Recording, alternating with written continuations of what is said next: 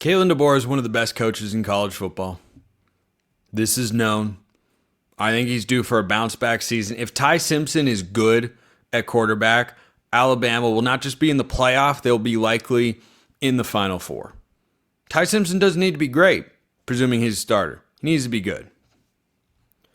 Here's what else needs to happen. Alabama's head coach should not, ever, in any circumstance or situation, be griping about last year's schedule. He said, quote, you wonder when he was asked about not making the playoff at 9-3, getting left out. Quote, you wonder what would have happened if other people would have played our schedule. Come on, man. Come on. A couple of thoughts here. First of all, would Nick Saban ever utter these words? If he has, and I'm just unaware of it, I probably sound really foolish right now. But I'm going to go out on a limb and say the guy from the Verbo commercials would not jump straight to, well, what if other people played our schedule?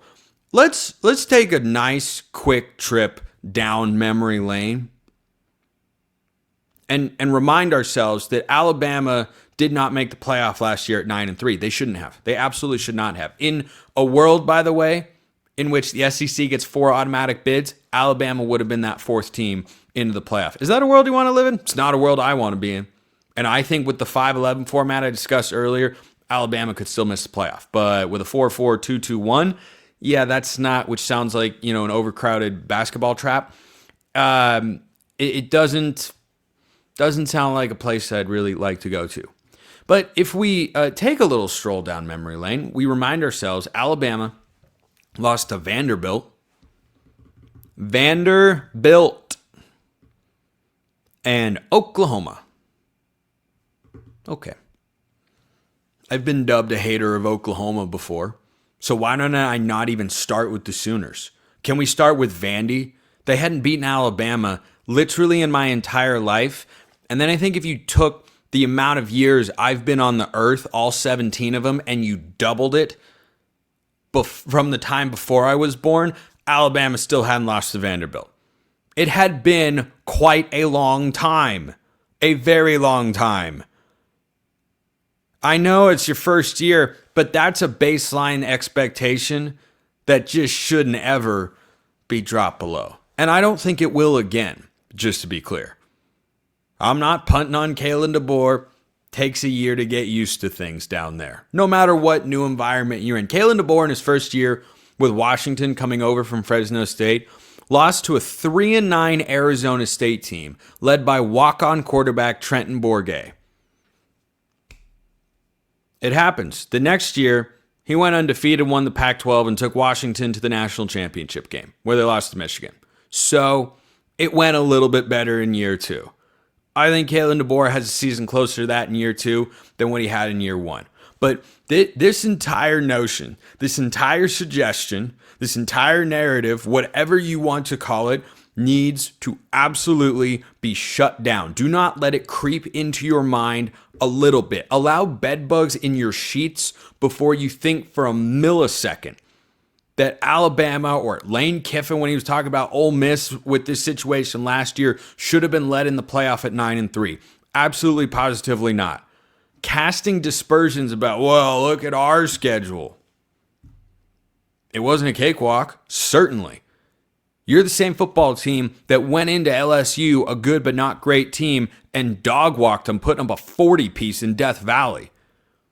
But you went to Vanderbilt and you went to Oklahoma and lost. Those were not good football teams. They were average. Quite literally, 6-6.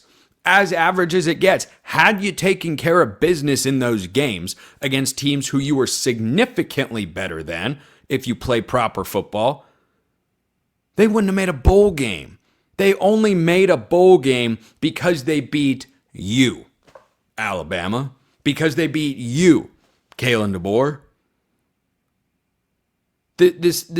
I can't believe this quote popped up.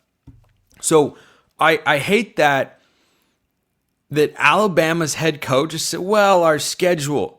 This goes back to what I talked about yesterday. When people are mentioning Florida, and yes, Oklahoma as well, and they think of their schedules are so brutal. Oh my gosh, look at who Florida has to play. How in the world did we get to a place where it's Florida has to play instead of everyone else circling Florida and going, oh boy, we got to play the Gators. That's not good. Your program hasn't been run correctly. Stop worrying about the fact that the umpire missed a close strike call. Yeah, you should have an automated strike zone in Major League Baseball. You know what you have to be able to do if you're a really good pitcher? And this applies to football too. You know what great teams or great pitchers are able to overcome? Bad officiating. An umpire makes a bad call, screws you out of strike three. You know what a great pitcher does? Makes it not matter. Alabama was indeed robbed for no reason from a touchdown in that Oklahoma game. Give them that touchdown. They still lose by 2 other touchdowns and 2 extra points. This is just complete and utter lunacy. That Alabama's head coach said, well, what other people do if they had our schedule? I don't know. Georgia State beat Vanderbilt. But you couldn't at Alabama, even though it was your first year. Even though some talent like Caleb Downs left when you got there. Like, there were challenges. I didn't expect Alabama to win the national championship. They should have won 10 games. Ryan Williams had a great quote the other day about, the hunger that he feels like exists in that locker room. Why? Because his entire life, all 17 years of it, I'm sure he'll turn 18 eventually, but, well, people said that about me. I never really did. So, he's never seen Alabama win fewer than 10 games. It's never happened before. All of a sudden it happens in his first year. Yeah, I hope there's a chip on your shoulder. But this is not the right response for Kalen DeBoer. You don't go out and say, well, our schedule was just... No. Lane Kiffin, I had the same criticism of him last year because he went out there and was griping about, well, our schedule's just so darn tough. I'm like, dude, you lost to Kentucky.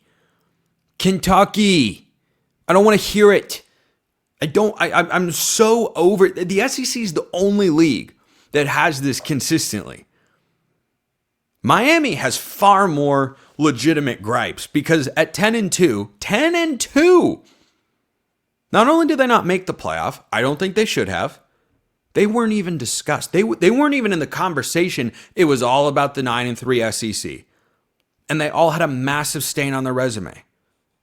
South Carolina lost to Ole Miss head-to-head and was embarrassed on their home field. Alabama, Vanderbilt, and Oklahoma. Road games, don't care. Shouldn't look that bad to the point where you lose. Like by 3 touchdowns, Oklahoma got boat raced by Navy. Navy ran all over Oklahoma, and Alabama couldn't? And you want to blame the schedule? You want to blame college football's just not doing you right? Like, come on, man. Come on. Be better than that. So it sends the wrong message to your team and also sends the wrong message to college football. That's why these comments are wrong, and they should be called out as such. Hence the segment you just listened to. Appreciate everyone listening. I will see you next time, and until then, hope you have a wonderful rest of your day.